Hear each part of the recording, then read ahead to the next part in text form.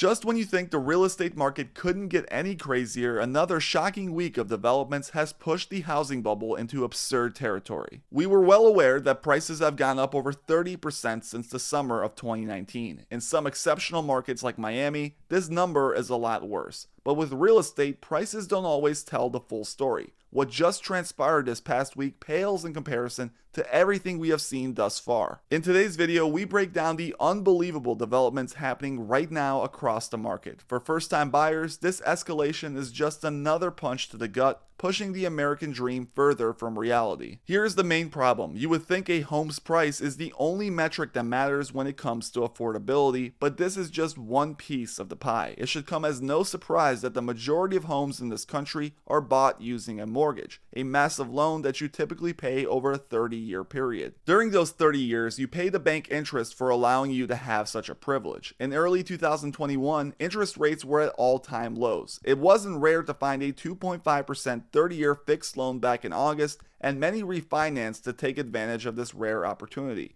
But hearing the percentage doesn't really put into perspective just how important this number is. Today, the normal home in America will cost you around $388,000. That is already painful enough, but just to show you how this price is affected by the interest rate, I'll do a quick demonstration. If we head over to Redfin and use their mortgage calculator, we can quickly find out how much we should expect to pay every month with interest, principal, insurance, and taxes all included. So back in August, if you bought that $388,000 house with a 2.7% interest rate, you would expect to pay around $2,000 a month for your mortgage. Now, since August, the rate has been exploding. It now sits at above 5%. That same house with the current interest rate would cost $2,400 a month. That's a 20% increase because of a 2.3% change in the interest rate. And guess what? This number is likely going to get a lot worse. How do I know that? Well, there's some pretty good evidence I'm going to reveal, but before I do, please make sure you hit that like and subscribe button if you're enjoying the video thus far. You see, mortgage rates are based on something called the 10-year treasury. To save you from the boredom of explaining what this is, just know that it's a financial instrument whose yield fluctuates based on a number of different variables. For various reasons related to inflation and Fed policy, it seems that this rate will rise further. We know this because the Federal Reserve recently held a meeting, and a couple of weeks later it released the meeting minutes publicly outlining what the Fed officials think about future interest rates. Because of high inflation, most have turned over and become hawkish,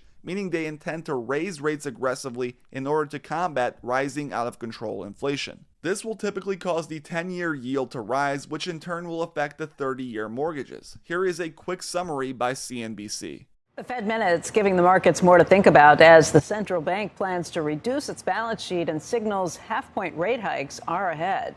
Steve Leisman joins us right now with more. Steve, the minutes, I guess, hammering home what the markets have been slowly coming around to the last several weeks.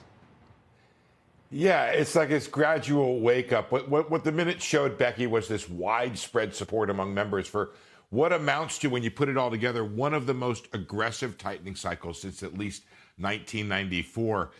So as you just saw the anchor explain, they are comparing this period to the early 90s, which saw the 10-year rise to nearly 9%. Back then, buying a home meant paying 10% interest, and it's very possible if the Fed follows its plan that we could see this happen again. If that was the case, then our average $388,000 house would cost us $3,400 a month. Just to give you some perspective, with a 2.7% interest rate, you would need to buy a house that is $850,000 to have the same payment. With 10% interest, you're basically getting half the purchasing power. But enough with rates. Let's talk about affordability. If the Fed is serious about combating inflation, then we have to look at a previous period of American history where it did the same, the early 80s. Believe it or not, back then, a mortgage would cost you 18%. Now, some people say that our country could never be able to afford to do this again, and maybe they are correct. Today, the median household income in America is $67,521. That is the gross count, meaning before the government takes its share of taxes. It's also the median household income, meaning it's the number that includes every working adult that lives in the house. So if we assume you pay 20% in taxes, that leaves the typical American household with around $4,500 in cash every month.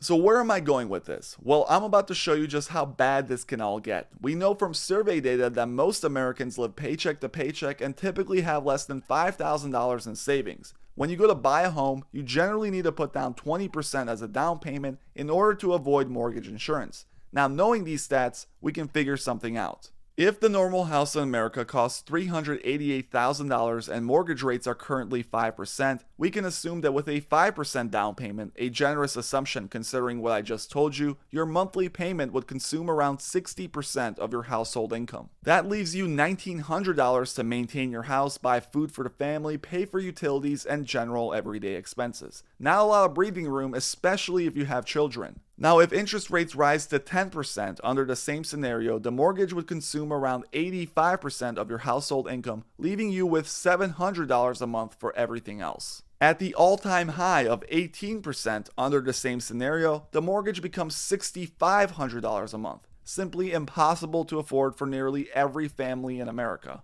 Knowing this, you would think, well, higher interest rates will mean significantly lower prices. But I would be careful making such an assumption. While many experts claim that this is a given, right now there is a new reality unfolding for the new generation. Inventory is at record lows. We have 2 times fewer houses on the market than in 2019, and that number just keeps decreasing. Nobody that has a 2.7% mortgage is going to let it go for a 5 or 10% mortgage. The few houses that are for sale are being bought up, in my opinion, by privileged buyers. These are people who typically fall into 4 distinct categories. The first is the most obvious: rich people. While there aren't many, there are plenty. The top 10% of Americans enjoy a median income of around $200,000, and 10% of America is 32 million people. That's just napkin math, but you get the point. There is a lot of people in this country with a lot of money, and they're scooping up the few homes that are available. Next, we have a slight variation of that, and it's called parental help. A new survey revealed that as much as half of millennial buyers receive financial support from parents. So yes, if you're wondering how your friend was able to afford the new $1 million build while holding a seemingly average job, it's very likely he or she received some help from Bill the dad, who happens to be a partner in his law firm. And rightfully so, considering prices, parents will naturally help children make such a step in their lives if they are capable. The third category is institutions and investors. There are plenty of people involved in the real estate game, and they're usually cash buyers. These are flippers, landlords, institutions, and many others who specialize in scooping up real estate with their massive multi-million-dollar portfolios. Not only that, but there is a record amount of people buying up second homes, which only adds to this supply issue. And finally, we have people who bought in a hot market before the run-up and are now cashing out to buy in lower cost areas. You hear about Californians selling their $1 million homes to buy in Idaho, Florida, and Texas. These are those people, and for them, while the prices seem expensive, they're a bargain, especially considering the appreciation they got over the past few years. Unfortunately, all of this adds up to create a sad summary. Essentially, buying a home in America has become impossible, a dream that is only achievable for the top earners in our society, as well as institutions. Interest rates rising will only serve to make matters worse, and even if prices fall, the monthly payments will remain largely unchanged if rates continue their trajectory upwards. Thank you guys for watching. As always, please make sure you hit that like and subscribe button if you enjoyed.